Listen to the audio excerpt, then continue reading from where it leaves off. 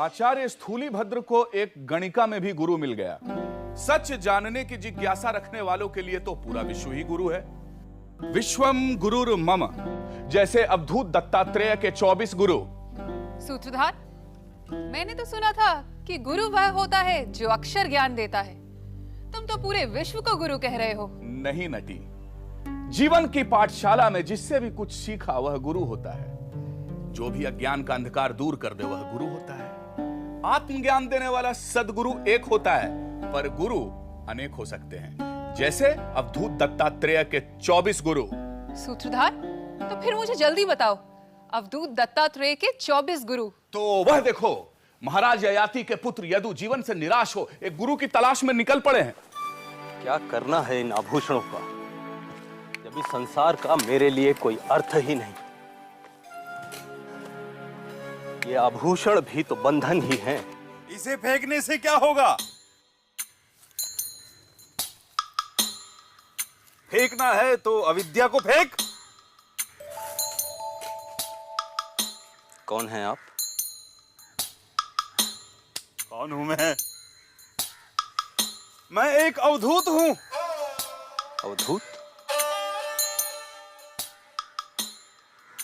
वह जिसने उन सभी बंधनों को छोड़ दिया जो नाशवान और क्षणिक हैं, वह जो अविद्या को छोड़ आत्मा के आनंद में अवस्थित रहता है।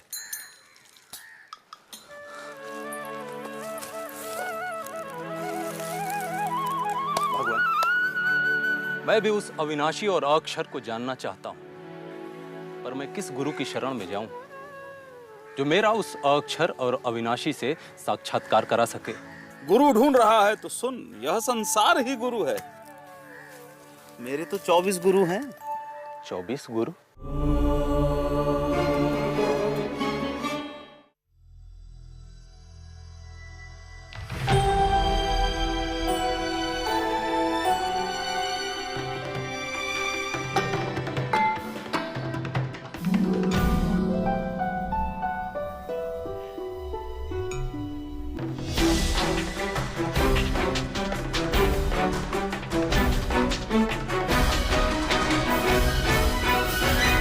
Aditya Birla Group, taking India to the world. पापा, आप? राजेश ने दूसरी फैक्ट्री शुरू की है ना, रोज लेट आता है। फिर भी क्यों? वो हमारे लिए भी तो कितना करता है।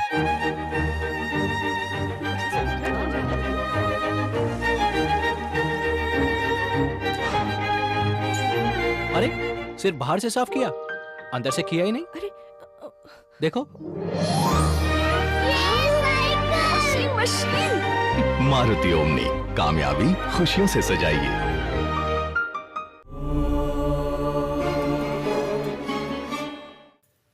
यदु यह धरती सभी को धारण करती है, सभी को समान रूप से आधार देती है। सभी को समान रूप से स्वीकार करो, यह मैंने धरती से सीखा। वायु मेरी दूसरी गुरु है। वायु से मैंने जाना कि साधक को वायु की तरह अच्छे और बुरे से अप्रभावित रहना चाहिए। आकाश मेरे तीसरे गुरु हैं। आकाश से मैंने जाना कि आत्मा आकाश की तरह सर्वव्यापी है, सबसे अप्रभावित, निराकार निर्विकार अपनी उसी अवस्था में रहता है। मेरी चौथी गुरु है आग। आग हर आहार ग्रहण करती है, हर समिधा ग्रहण करती है और उसे भस्म कर पवित्र कर देती है। आग से मैंने जाना कि ब्रह्म चिंतक को अग्नि की तरह ही आहार ग्रहण करना चाहिए। सूर्य मेरा पांचवा गुरु है। जिस प्रकार सूर्य की छाया अलग अलग पात्रों के जल में अलग अलग दिखाई देती है, उसी प्रकार यह सारी सृष्टि उसी एक आत्मा की विभिन्न छायाएं हैं। मेरा छठा गुरु कबूतर है। एक बार मैंने देखा शिकारी के बिछाए जाल में कबूतरों के बच्चे फंस गए हैं। कुछ देर बाद उन्हें छुड़ाने के लिए घोंसले में लौटी उनकी मां भी जाल में फंस गई। उन कबूतरों से मैंने जाना किस प्रकार मोह विनाश को आमंत्रण देता है। अजगर मेरा 7वां गुरु है यदु।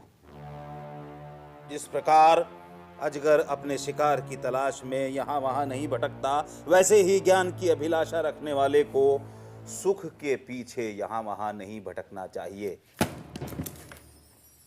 समुद्र मेरा 8वां गुरु है। जिस प्रकार समुद्र अपनी मर्यादा का उल्लंघन नहीं करता, वैसे ही बुद्धिमान को अपनी नैतिक मर्यादा का उल्लंघन नहीं करना चाहिए। मेरा 9वां गुरु पतंगा है।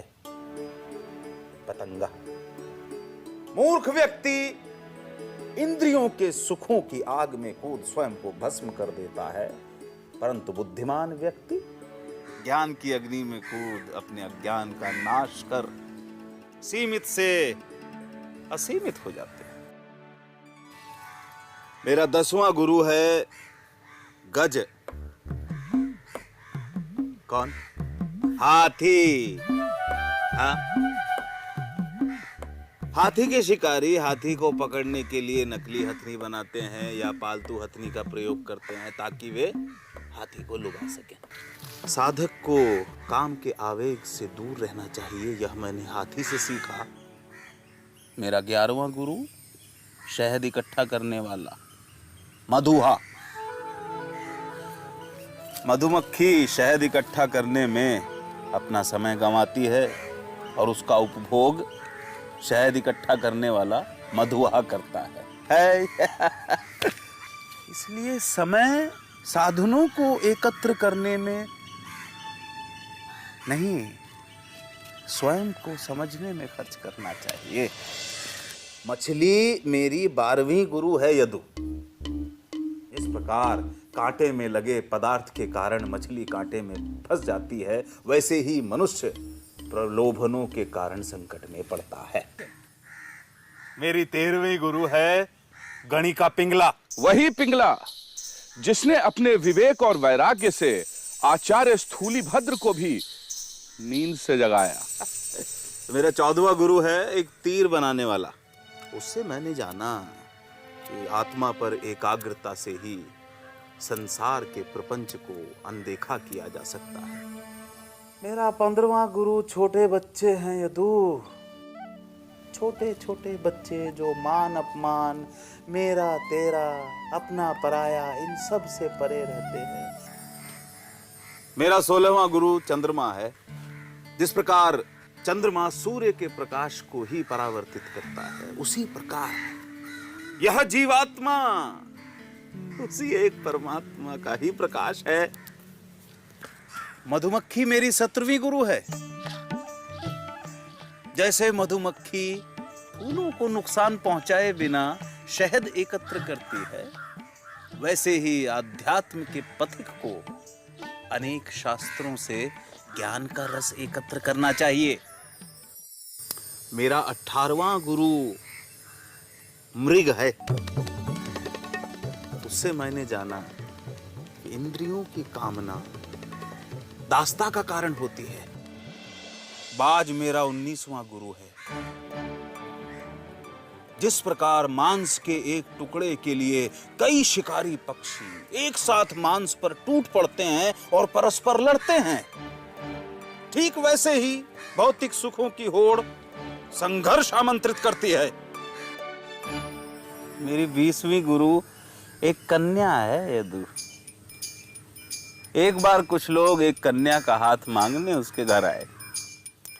उस समय उस कन्या के माता पिता घर पे नहीं थे, तो अतिथियों को आया देख उस कन्या ने भोजन के लिए धान कूटना शुरू कर दिया। अब धान कूटते समय उस कन्या के हाथ में पड़ी चूड़ियां बजने लगी।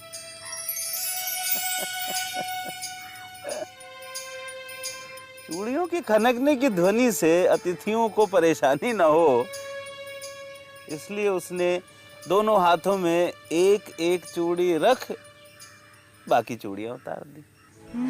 इस घटना से मैंने जाना कि दूसरे के होने से स्वर, शब्द खटकने लगते हैं, बजने लगते हैं।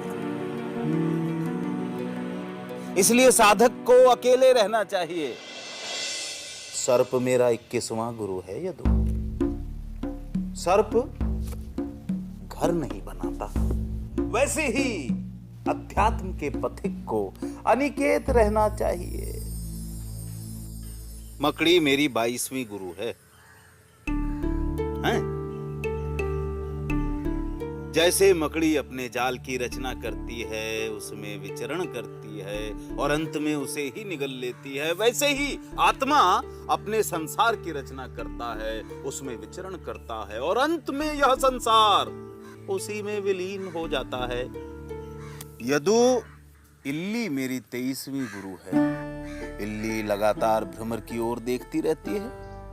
यह निरंतर भ्रमर की ओर ध्यान इल्ली को भ्रमर में परिवर्तित कर देता है। गुरु और शिष्य की चेतना का यह संबंध मेरा 23वां गुरु है। मेरा 24वां गुरु जल है। जल सबकी प्यास बुझाता है।